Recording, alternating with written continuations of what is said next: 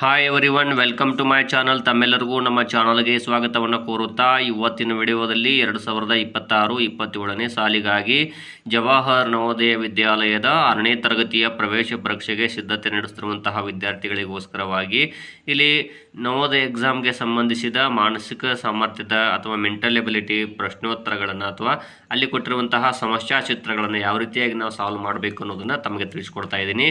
ಇನ್ನು ತಾವುಗಳು ನಮ್ಮ ಚಾನಲ್ ಫಸ್ಟ್ ಟೈಮ್ ನೋಡ್ತಾ ಇರೋರು ನಮ್ಮ ಚಾನಲನ್ನು ಸಬ್ಸ್ಕ್ರೈಬ್ ಆಗಿರಿ ಅಂತ ತಿಳಿಸುತ್ತಾ, ನಾನು ಈಗಾಗಲೇ 5 ಮಾದರಿಗಳ ಕುರಿತಾಗಿ ನಮ್ಮ ಯೂಟ್ಯೂಬ್ ಚಾನಲ್ನಲ್ಲಿ ವಿಡಿಯೋಗಳನ್ನು ಅಪ್ಲೋಡ್ ಮಾಡಿರುತ್ತೇನೆ.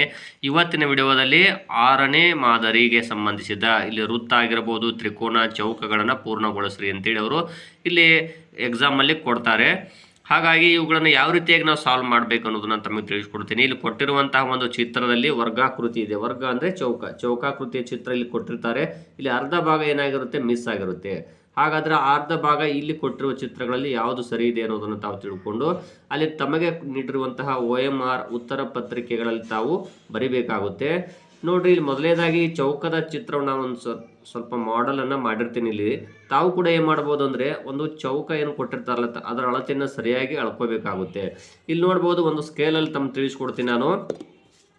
ಇಲ್ಲಿ ಕೊಟ್ಟಿರುವಂತಹ ಒಂದು ಈ ಚೌಕ ಇದೆಯಲ್ಲ, ಇಲ್ಲಿ ನೋಡ್ಬೋದು ಎಷ್ಟು ಅಳತೆ ಇದೆ ಇದು ಅನ್ನೋದನ್ನು ತಾವು ಗಮನಿಸಬೇಕಾಗುತ್ತೆ. ಮೊದಲಿಗೆ ಇಲ್ಲಿ ಎಷ್ಟು ಅಳತೆ ಇದೆ, ಇಲ್ಲಿ 0ದಿಂದ ನಾವು ಪ್ರಾರಂಭ ಮಾಡೋದು. ಮೊದಲು ಇಲ್ಲಿ ನೋಡ್ಬೋದು ಎಷ್ಟು ಅಳತೆ ಇದೆ. ಇಲ್ಲಿ ಈ ಕಡೆ ಕೊಟ್ಟಿರುವಂಥ ಒಂದು ಭಾಗ ಇದೆಯಲ್ಲ, ಇದು ನೋಡ್ಬೋದು.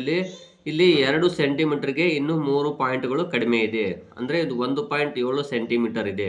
ಸೊ ಇಲ್ಲಿ ಕೂಡ ಎಷ್ಟಾಗುತ್ತೆ ಹಾಗಾದರೆ ಇಲ್ಲಿ ನೋಡ್ಬೋದು. ಇಲ್ಲಿ ಕೂಡ 1.7 ಸೆಂಟಿಮೀಟರ್ ನೋಡ್ಬೋದು. ಇಲ್ಲಿ 1.7 ಸೆಂಟಿಮೀಟರ್, ಇಲ್ಲಿ ಕೂಡ 1.7 ಸೆಂಟಿಮೀಟರ್ ಮತ್ತು ಈ ಕಡೆನೂ ಕೂಡ 1.7 ಸೆಂಟಿಮೀಟರ್ ತೆಗೆದುಕೊಂಡ್ರಿ ಅಂದರೆ ಇಲ್ಲಿ ಸರಿಯಾಗಿ ಅದಕ್ಕೆ ಮ್ಯಾಚ್ ಆಗುವಂತಹ ಒಂದು ಚಿತ್ರ ಹೇಗೆ ಬರುತ್ತೆ ಅಂತ ತಮಗೆ ಗೊತ್ತಾಗುತ್ತೆ. ನಾನಿಲ್ಲಿ ಈಗಾಗಲೇ ಒಂದು ಸಾರಿ ಮಾಡೆಲನ್ನು ಹಾಕಿರ್ತೀನಿ.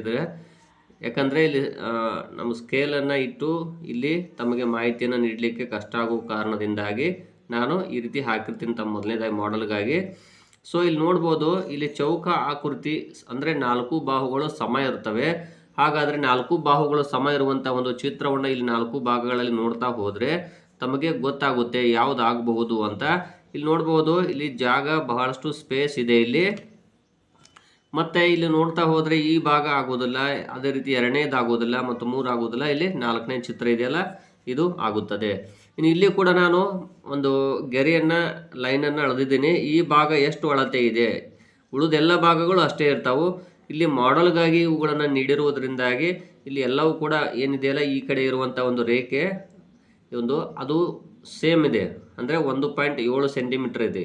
ಸೊ ಇಲ್ಲಿ ಎಲ್ಲವೂ ಕೂಡ 1.7 ಸೆಂಟಿಮೀಟರ್ ಬರ್ತವೆ 4 ಭಾಗಗಳಲ್ಲಿ.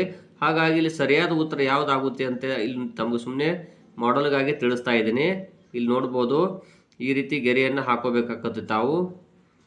ಇಲ್ಲಿ ನೋಡಿದಾಗ ಯಾವುದಾಗುತ್ತೆ ಹಾಗಾದರೆ ಇಲ್ಲಿ ನೋಡ್ಬೋದು ತಾವು ಕೂಡ ಇಲ್ಲಿ 4 ಉತ್ತರಗಳಲ್ಲಿ ಈ ಮೊದಲನೇ ಚಿತ್ರ ನೋಡ್ಬೋದು.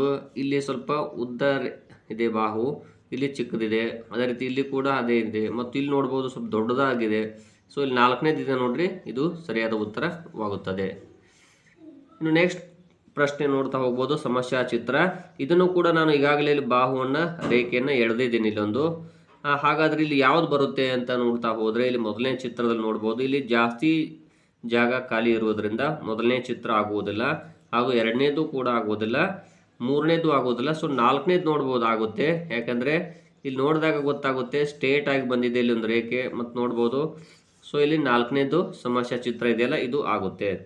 ಇನ್ನು 4ನೇ ಪ್ರಶ್ನೆ ನೋಡ್ತಾ ಹೋಗಿ, ಈ ವರ್ಗವನ್ನು ನಾವಿಲ್ಲಿ ಈ ರೀತಿ ಮಾಡೆಲನ್ನು ಹಾಕಿ ನೋಡಿದರೆ ನೀವು ಕೂಡ ಇದರ ಅಳತೆಯನ್ನು ಮಾಡಬೇಕು. ಒಂದು ಕೊಟ್ಟಂತಹ ಬಾಹು ಇದೆಯಲ್ಲ, ಈ ಒಂದು ಬಾಹುವಿನ ಅಳತೆಯನ್ನು ನೋಡಿದಾಗ 1.7 ಸೆಂಟಿಮೀಟರ್ ಇಲ್ಲಿ ಬಂದಿದೆ. ತಾವುಗಳು ಅಲ್ಲಿ ಎಕ್ಸಾಮಲ್ಲಿ ಕೊಟ್ಟಿರುವ ಅಂಥ ಒಂದು ಸಮಸ್ಯಾ ಚಿತ್ರದ ಒಂದು ಅಳತೆಯನ್ನು ತಾವು ಸ್ಕೇಲ್ ಮೂಲಕ ಅಳತೆ ಮಾಡಿ ನೋಡಿ. 4 ಬಾಹುಗಳು ಕೂಡ ಅಷ್ಟೇ ಅಳತೆ ಬರುತ್ತದೆ. ಹಾಗಾದರೆ ಇಲ್ಲಿ ನೋಡ್ತಾ ಹೋದರೆ ಇಲ್ಲಿ ಯಾವ ಬಾಹು ಅಥವಾ ಯಾವುದು ಉತ್ತರ ಆಗುತ್ತೆ ಅಂತ ತಮಗೂ ಗೊತ್ತಾಗಬಹುದು. ಇಲ್ಲಿ ನೋಡ್ಬೋದು, ಇಲ್ಲಿ ಈ ರೇಖೆ ಇದೆಯಲ್ಲ, ಇದಕ್ಕೆ ಡೈರೆಕ್ಟಾಗಿ ಈ ಒಂದು ಕಡೆಯದಾಗಿರುವಂಥ ಒಂದು ರೇಖೆಗೆ ಅದು ಇಲ್ಲಿ ಟಚ್ ಆಗಿರೋದ್ರಿಂದ ಇದು ಆಗೋದಿಲ್ಲ. ಮತ್ತು ನೆಕ್ಸ್ಟ್ ಇದು ಕೂಡ ಆಗೋದಿಲ್ಲ. ಸೊ ಇದು ಆಗೋದಿಲ್ಲ. ಇಲ್ಲಿ ಆಗುವಂಥದ್ದು ಯಾವುದು ಅಂದರೆ ಮೊದಲನೇದಿದೆ ನೋಡ್ರಿ, ಇದು ಈ ಸಮಸ್ಯೆ ಚಿತ್ರಕ್ಕೆ ಮ್ಯಾಚ್ ಆಗುವಂಥ ಒಂದು ಬಾಹು ಆಗಿರುತ್ತದೆ. ಇನ್ನು ನೆಕ್ಸ್ಟು 5ನೇದು ನೋಡ್ಬೋದು ತಾವು ಇಲ್ಲಿ. ಇದನ್ನು ಕೂಡ ನಾನು ಒಂದು ರೇಖೆಯನ್ನು ಎಳೆದು ಪ್ರಯತ್ನ ಮಾಡಿ ನೋಡಿರ್ತೀನಿ ತಮಗೋಸ್ಕರ.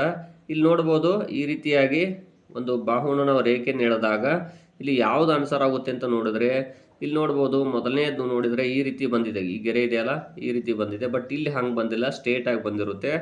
ಇಲ್ಲಿ ನೋಡ್ಬೋದು ತಾವು ಇಲ್ಲಿ ಕೆಳಗಡೆ ಚಿಕ್ಕದಾಗಿದೆ, ಸ್ವಲ್ಪ ದೊಡ್ಡದಿದ್ರೂ ಕೂಡ ಇಲ್ಲಿ ಮೇಲ್ಗಡೆ ಚಿಕ್ಕದಾಗಿರುತ್ತೆ. ಸೊ ಇದು ಆಗೋದಿಲ್ಲ. ಇನ್ನು ನೆಕ್ಸ್ಟ್ 3ನೇದು ಇದಕ್ಕೆ ಸಮವಾಗಿ ಮ್ಯಾಚ್ ಆಗುವಂಥ ಚಿತ್ರ ಇದೆ ನೋಡ್ಬೋದು ತಾವು ಕೂಡ. ಸೊ ಹಾಗಾಗಿ ಇಲ್ಲಿ 3ನೇದು ಆನ್ಸರ್ ಆಗುತ್ತದೆ.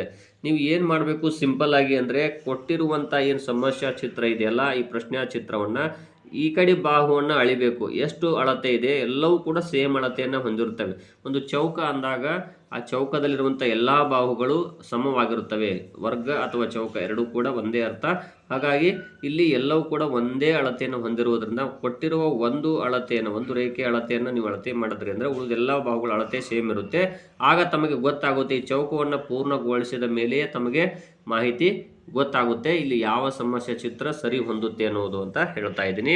ಮುಂದಿನ ವಿಡಿಯೋದಲ್ಲಿ ಇದಕ್ಕೆ ಸಂಬಂಧಪಟ್ಟಂತೆ ಮತ್ತೊಂದು ವಿಡಿಯೋವನ್ನು ಕೂಡ ತಮಗೆ ತಿಳಿಸ್ಕೊಡ್ತೀನಿ. ಸಾಕಷ್ಟು ಮಾಹಿತಿಗಳಿವೆ ಇನ್ನು ಅಂತ ತಿಳಿಸುತ್ತಾ, ಇನ್ನು ತಾವುಗಳು ನಮ್ಮ ಚಾನಲ್ ಫಸ್ಟ್ ಟೈಮ್ ನೋಡ್ತಾ ಇರೋರು ನಮ್ಮ ಚಾನಲನ್ನು ಸಬ್ಸ್ಕ್ರೈಬ್ ಆಗಿರಿ. ಧನ್ಯವಾದಗಳು.